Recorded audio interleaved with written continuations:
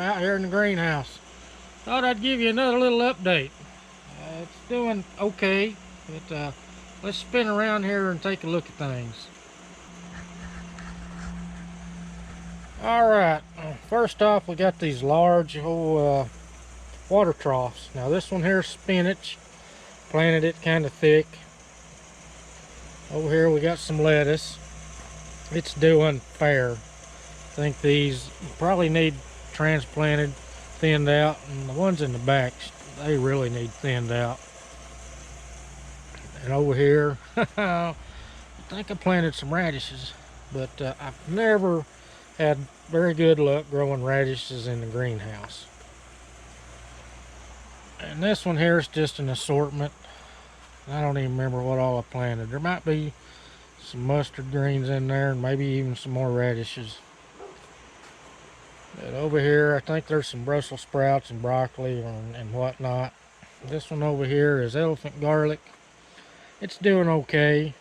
Now you'll notice some yellowing of some leaves in here, or brown. And that's because it gets cool in here at night. I don't keep this at a tropical temperature.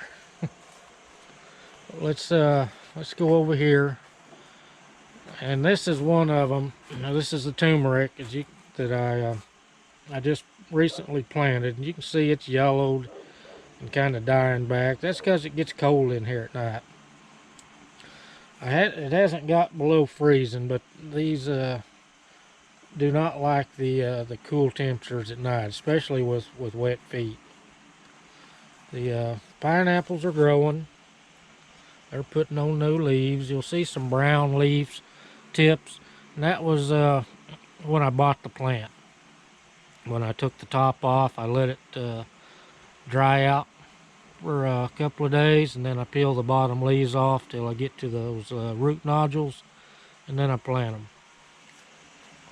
This one over here is some dill. See, it's starting to finally grow. And here's another one. This was some store-bought garlic, and some of it's kind of yellowed, but it'll be okay. And these were some onions left over. I just planted, and I can eat these as green onions. And as you can see, I've got some tomato plants. Lots of blooms on them, lots of blooms. And I kind of go through and give them a little tickle.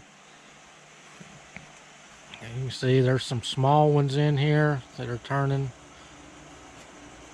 And another thing is this potting mix that's in these tubs I bought down at Leon's greenhouse. And it does a pretty good job as far as wicking. These are the wicking tubs that has the landscape fabric in it, covering the 6-inch pipe, which gives me a air gap. I drilled a hole 5 inches from the bottom, and the pipe will be an inch above it. So I've got an air gap in there to air prune the roots, so the roots don't completely clog this. And I think I've got some voles getting in here. Looks like they've been in here digging. But here's some more little tomatoes. These were supposed to be better boys, but they're they're not very big.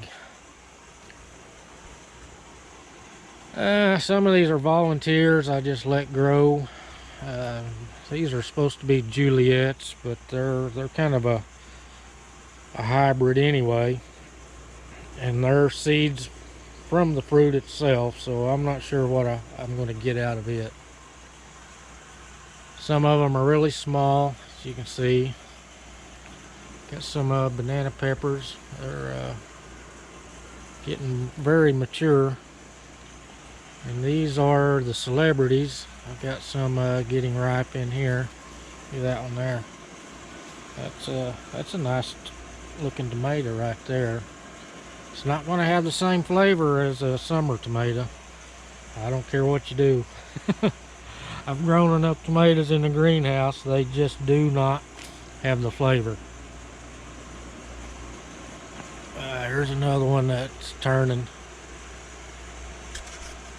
Oh, look at all this big old cluster down here.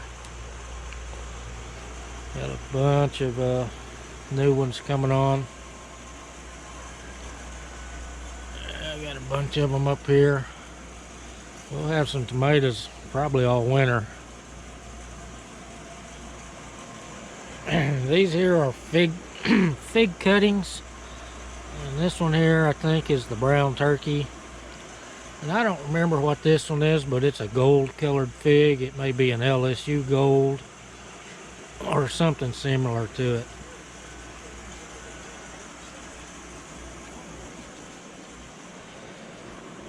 Over here we still have the herbs. Got marjoram, oregano, and two different varieties of thyme.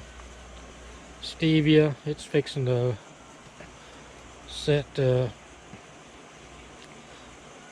seeds. This here's the ginger. You can see some of it's got to see the roots down in here. That's going to be some big old ginger roots. And this is more of the turmeric. See, it does not like cool temperatures. But I'll dig this up pretty soon. This here's the saffron crocus that I planted. Nothing's bloomed yet. This is more of the saffron crocus. You can grow this in containers. I do have some muscadine vines, and we'll see what happens next year. These are a Terra variety. It's the bronze muscadine. They're self-fertile. And this one here is the Supreme. It's a black muscadine, but it needs the pollinator. It needs another self-fertile variety, or otherwise known as male. And there's my little bay laurel. I had a larger one. It was big, but I kept getting scale infections on it, and I just finally removed the whole thing and started over. And we'll see how this one turns out. Here's my big pot of aloe vera. There's hundreds of them in there, and I don't know. I'll eventually pot some of these up. But, here's the rest of the pepper plants. You can see these have been in here all summer. They've got some nutrient deficiencies, but they're making some nice peppers. Good thick walled. Now these don't have pollinators in here, so a lot of these are just nearly seedless. There's that big tomato from the other side. There's not a lot of blooms going on in here right now. See, they're trying to set some new blooms, but I think it has to do with the day length. They're not near as prolific as they were. But tomatoes seem to be doing fine. Here's my little avocado that I planted from the pit, and a few more saffron in here. These are some cuttings I took off the tomatoes to get rooted. We'll see what happens. There's a container of spinach. Another container of spinach. And I've got 2 containers of Swiss chard.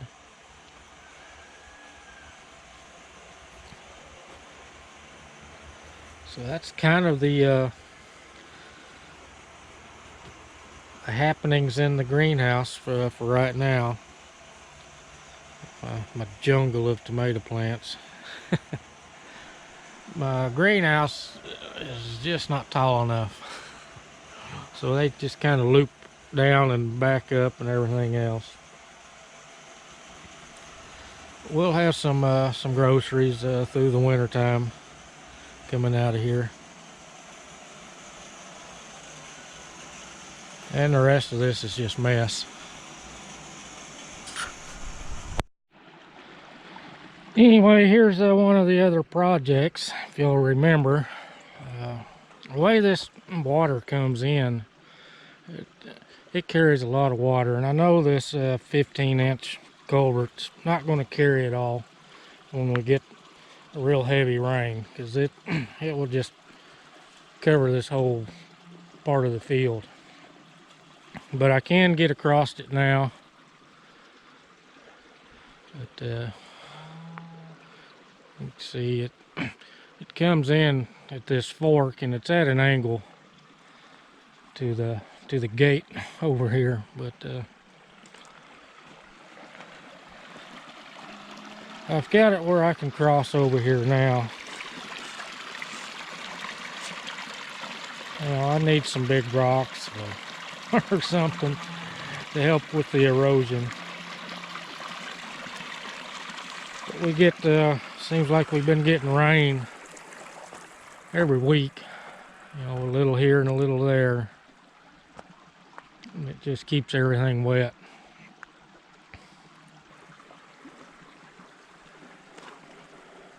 I had to fill in this low area here, but yeah, them cows. But once this water starts rolling through here, it'll probably go over this.